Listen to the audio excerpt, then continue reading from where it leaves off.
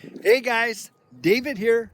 Welcome to Digital Outlook, where you're gonna find the best community in all of crypto. In today's video, we've got Ripple and Coinbase teaming up against the SEC. And guys, utility is king. So without further ado, why don't we get to it?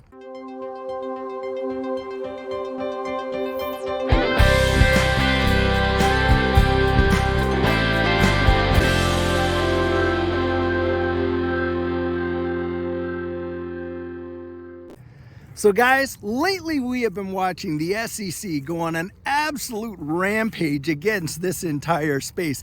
I mean, not only this obscene lawsuit against Ripple, but they have attacked stablecoins, staking, and now exchanges.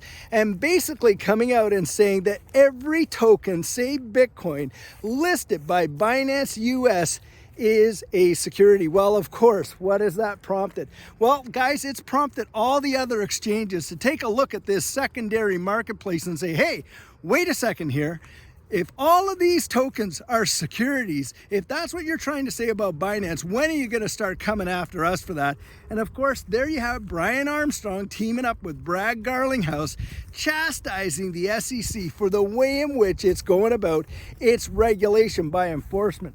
If we were to take the library decision and you take a look at the secondary sales, hey guys, they were deemed not to be securities. And so when you take a look at that, that would mean that most every digital asset that is being listed on these exchanges are secondary markets. That means they're not securities, but that's not good enough for Gary Gensler, is it? Gary is absolutely out there to totally punish this entire space and to bring it, as he would like to do, to its proverbial knees. Well, of course, now Brian Armstrong sees the danger in that, and he's out there protecting his own butt and coming along now and actually going after, or teaming up with Brad Garlinghouse going after the SEC. Well, in a way, it kind of is a double taste in my mouth about that, because of course, Brian, where were you when they were forcing you to delist XRP? Why don't you get out there and really support the whole space and relist XRP and basically let the SEC know, hey, we're not taking it lying down. And that's basically what I think a lot of us would promote. Now, when you're talking about this space, why don't you ask yourself something? Here we are getting hammered on every side with respect to all of this enforcement that's being put out there, and it's regulation by enforcement. It's not regulation by laws that have been established by Congress, who are the only ones that can actually write those laws. And so you got this autocrat, basically, Gary Gensler, acting like the czar of the whole space, and he's going to clean it up for us all, because you know what? Gary knows best. Well, I will say this much. Gary knows what's best for Gary. Absolutely, for sure. Because look, man, this guy has made every kind of decision he can to protect his buddies out there on Wall Street. That is exactly what it looks like. Don't tell me, man, that you had no idea of what was going on with FTX that whole entire time, when you got a team of investigators at your disposal and getting daily reports, but actually not acting on them. And then you're meeting over there with SBF in more than one meeting, schmoozing him and all that, working it out so that, hey, he can just have a free pass. Kind of like Ethereum there, right, Gary? And especially with the FTT token. Tell me, what action did you take to protect investors there to the tune of $8 billion? But you're protecting investors now by going after all of these exchanges, going after staking, going after stable coins. Come on, Gary, you're not protecting investors at all. Who you're protecting is the powers that be, the establishment that's already in place out there on Wall Street. Well, guys, you just got to grin and bear it in a way, because how much can we really do about the whole thing? And this is where utility matters. They're going to try and beat this drum as much as they can, but look at, they can't change the ecosystem, can they? We just heard from Ripple that they are onboarding and in negotiations with over 20 nation states in the development of their central bank digital currencies. I mean, that is absolutely massive. And when you see this attack on stablecoins, my guess is it's really relative to the central bank digital currencies because, hey, look, they don't want to be out there and have this competition with all these stable coins. And it seems like they're picking winners and losers in this space. At least that's what it looks like. I guess we'll see when it all pans out. But when you look at the ecosystem of Ripple, of XRP, of XLM, of all of these various ones like Hedera Hashgraph, of Algorand, and on and on and on, guys, you're seeing these ecosystems absolutely explode.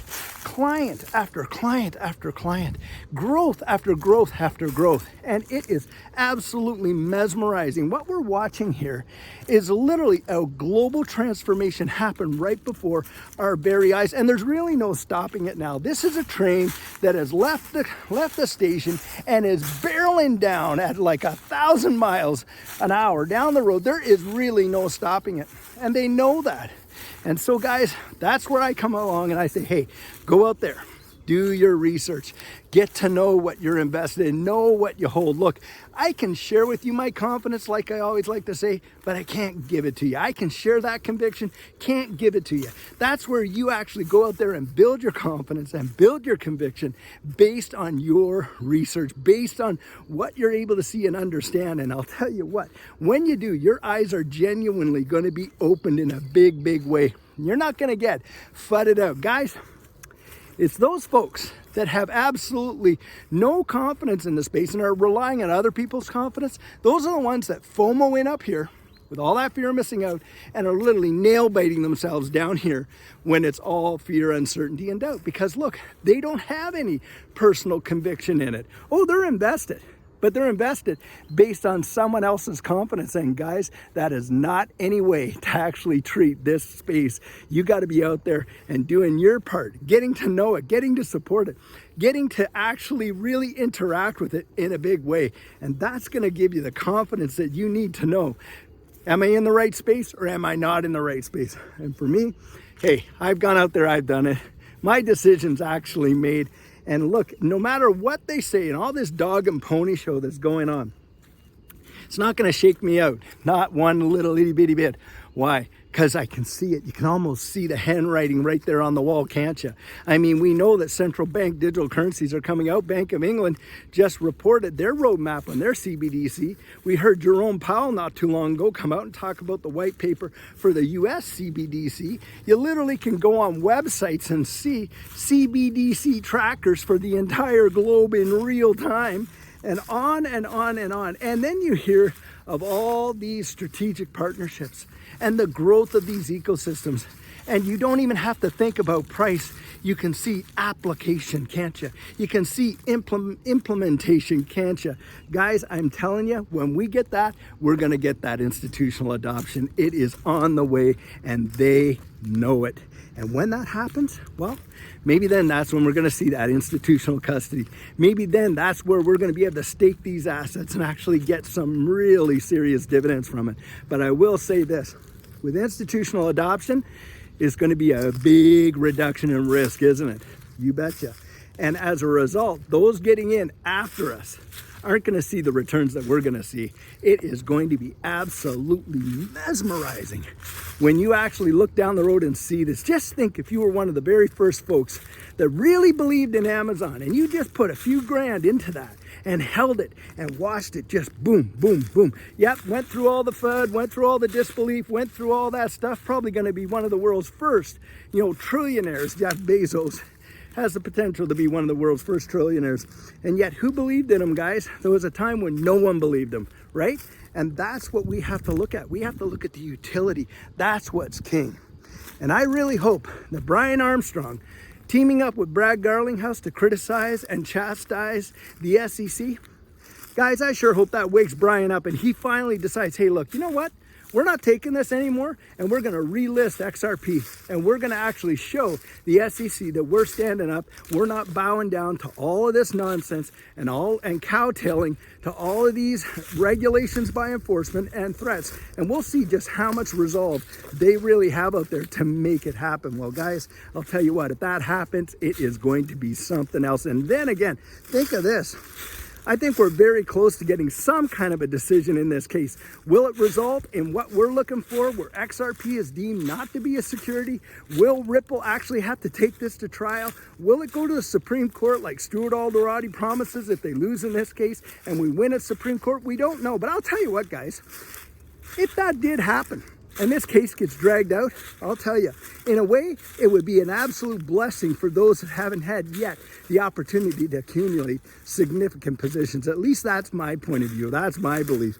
But in the end, I think we're going to see a major win here, and it is going to be something else. So guys, let's just take a few seconds and go over our coaching program for those who don't know. As we're on the threshold of a new bull run, you are definitely going to want to have your plan in place. And what our coaching program is, that is where you and I can meet personally, one-on-one for 1 hour over Zoom. And during that time, I share with you our personal journey in that last bull run and what enabled Judy and I to experience some major financial success. I share with you the mistakes we made so that you don't have to fall into the same pitfalls we did. We take a look at your portfolio to make sure it's balanced towards your goals, and we work together to develop your exit strategy. We can even help you get your assets off an exchange and onto a hardware wallet, along with delivering to you some amazing techniques that will really help you in this space. Now, the cost of that is $250, and if that's something that interests you, you write me right there at coaching@thedigitaloutlook.com and we'll get you all booked in. So guys, this is the video I have for you today, and I truly hope that you enjoyed it. Now, I want to invite you to join the conversation and drop your comments right down there in the comments section. Open it up to the community and start a discussion. Now, many of you know I'm not a financial advisor, and this isn't financial advice, but if you found value in it, if you'd hit that like and subscribe, I'd appreciate it. And hey, don't forget to hit that notification bell down there, because as you know, things in this space change just like that. And I like to get that information out to you as soon as possible. Now, if you're one of the thousands of people who have been watching these videos, but you haven't yet subscribed, would you do the channel a favor and join this community? We'd really love to have you on board. So in the meantime and in between time, stay safe, be blessed, and I'll catch you in the next one.